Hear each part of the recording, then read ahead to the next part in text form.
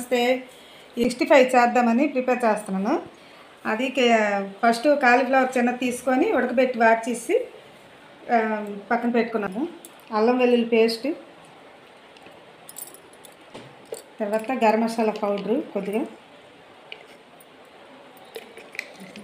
జీలకర్ర పౌడరు,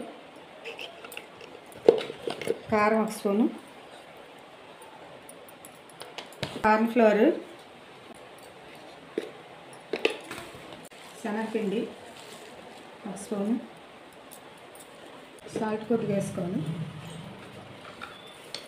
ఇది నీళ్ళతో కలుపుకొని కొద్దిగా వచ్చినట్టు కలుపుకోవాలి. కొద్దిగా దాంట్లో ఇది కలుపుకొని, ఇష్టమైన వాళ్ళు ఫుడ్ కలర్ వేసుకుంటే కలర్ కలిపి వస్తుంది.